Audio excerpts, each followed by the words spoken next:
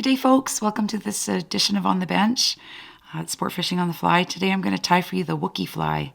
The Wookiee was created by a good friend of mine, Wayne Yoshizawa, here in BC. He's a former Canadian competitive fly fisherman for Team Mustang. Fished with them for many years.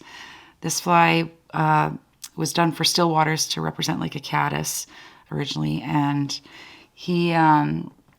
it was once named one of the top 6 flies here in BC Outdoors as well. So it's a really good stillwater fly. I always have one in my box, and this one's the center beaded Wookiee that I'll be tying for you. So make sure you have these materials ready before you tie the fly. For a hook, I'm using a Daiichi 1760 size 8.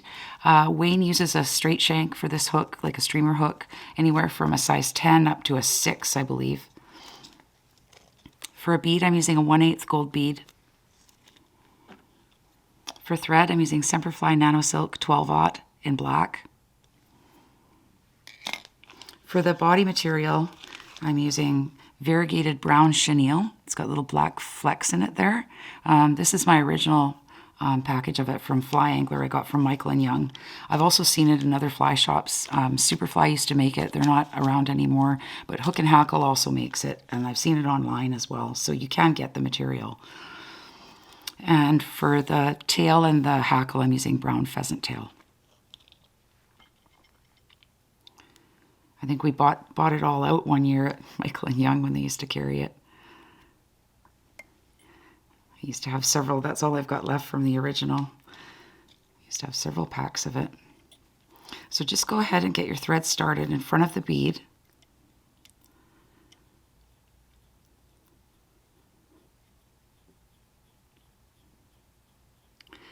And then just work it back to about the center point here. And then it's still a bit short. And then you just want to take your thread. Hang on, I'm going to trim this off. Makes it easier. Hold the bead with your thumb and then just take your thread and slide it over top like that. I tie leeches this way too sometimes to balance them if I don't have a pin or whatever. And they work good.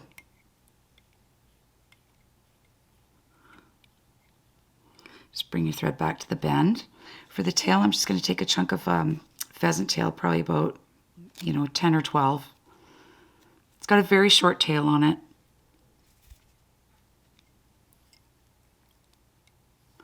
Just tie that right on top. I'm going to shorten it up a little bit there. Just snip that off. And for the body, I'm going to take some of the variegated chenille, and I'm just going to strip off a little bit off the front here so I have some exposed string to tie down on. Bring my thread right back to the back here. Lock that in. And then again, I'm going to bring my thread just over the bead to the front, and I'm going to leave about 2 eye lengths here at the front. You don't want to crowd the head on this fly at all. And then just wind your chenille up the hook, and when you get to the bead, just go over top of it.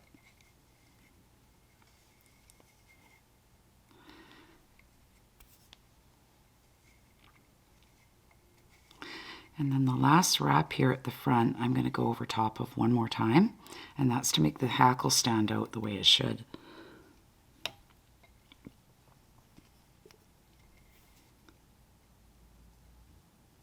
can see even though I left a pretty good space at that head, now it's almost crowded.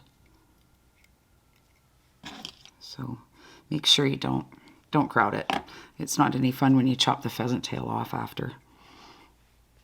So for the hackle, I'm going to take about 6 to 8 pieces of pheasant tail.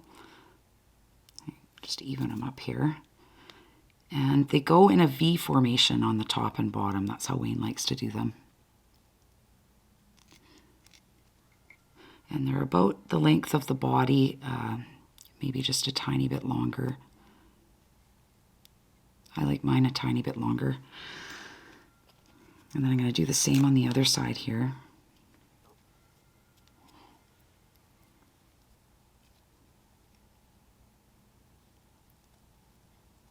Tie those in really well. Just like that. And then the bottom, I'm going to do the exact same thing. Wayne said he was fishing Kentucky Lake, Kentucky Eileen with this fly here in BC. Or no, sorry, he wasn't fishing with this fly. He was fishing there. And this is how the fly came about. They were getting skunked. And then they decided to go to shore and take a look at, maybe they could see some bugs or whatever. So they flipped over some rocks and stuff and logs and found some caddis, some brown caddis just like this.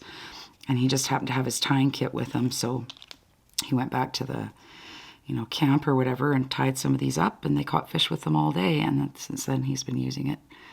And I've been using it ever since I found out about it. Like I said, it's always in my box. I've even caught sea run cutthroat on this fly. I've caught coho on this fly. I caught 2 of the biggest sea run cutthroat I've ever caught on this fly, actually.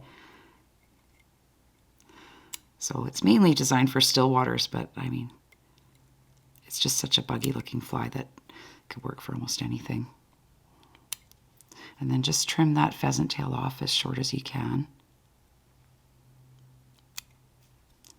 Oh, lost a couple. That's okay. And then just build a black head, big black head.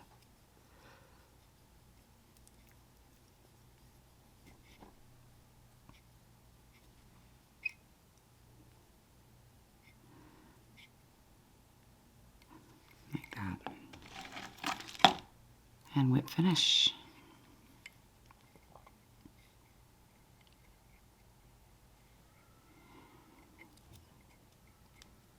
Fluff in there.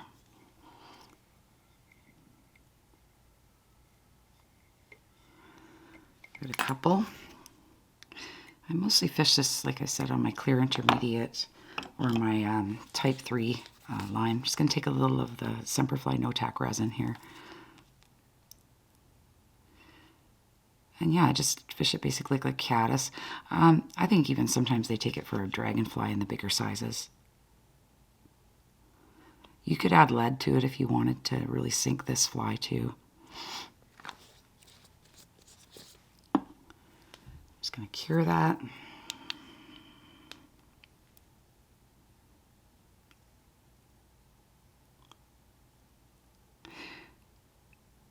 And that's it, the Wookiee. Thank you for joining me on this edition of On the Bench. Take care, everyone, and tight lines to you.